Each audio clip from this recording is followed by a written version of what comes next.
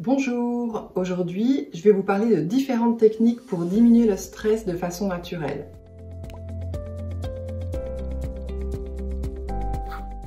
Tout d'abord, il faut savoir que le stress est une réponse de l'organisme afin de bien s'adapter à tout changement ou contrainte de son environnement.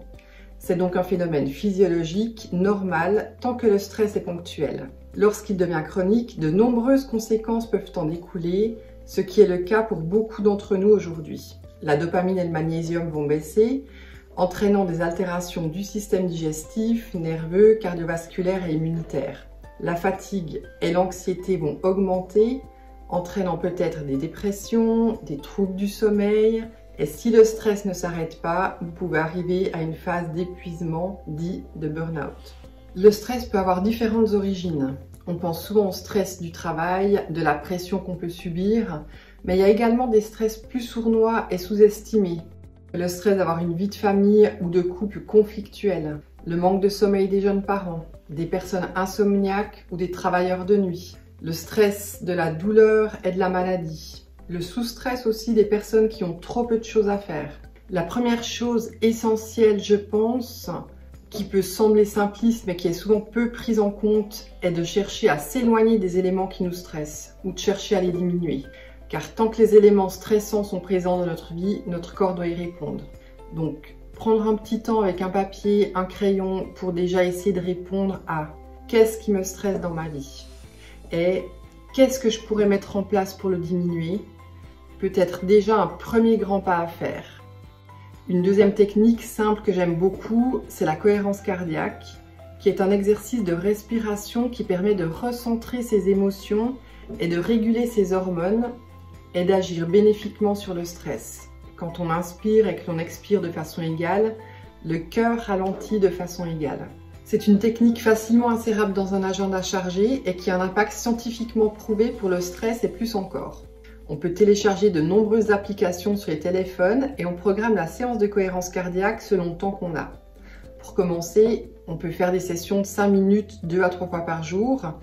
L'effet calmant et apaisant est souvent immédiat. Ensuite, les plantes adaptogènes que l'ashwagandha peuvent aussi être un très bon soutien périodique dans les périodes de stress que l'on vit depuis un certain temps. Dans le stress à long terme, le corps est baigné dans le cortisol qui est la principale hormone du stress.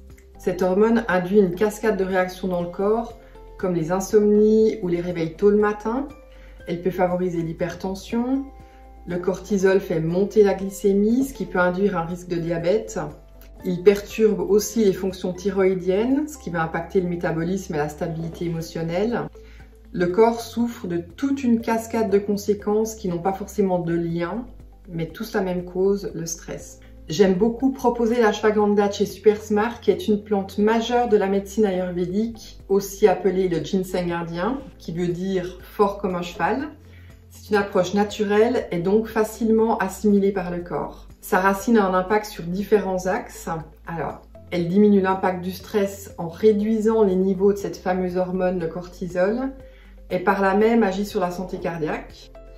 Par son effet apaisant, elle contribue également à la santé mentale et à la qualité du sommeil. Et ça, c'est un point très important, car le manque de sommeil à lui seul peut augmenter les risques cardiaques, l'hypertension, le diabète, l'obésité.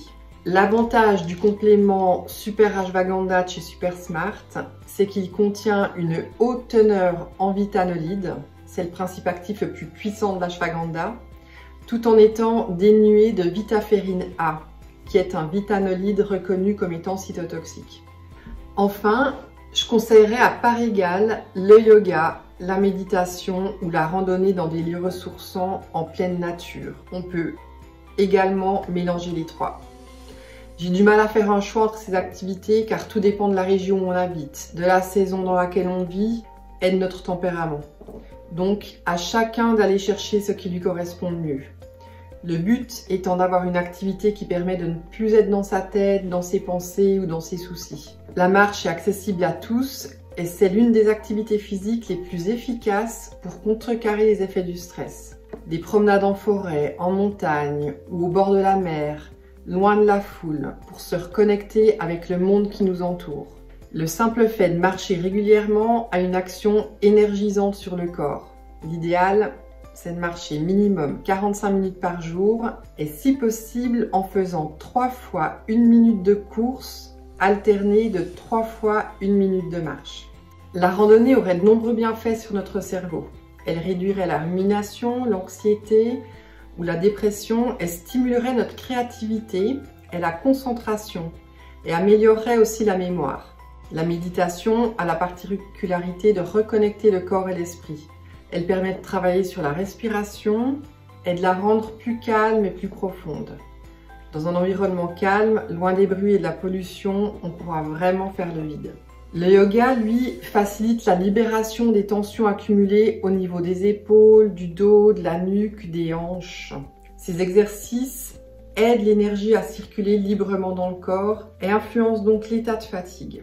Une pratique régulière à raison de 15 à 30 minutes par jour apporte de réels bénéfices contre le stress.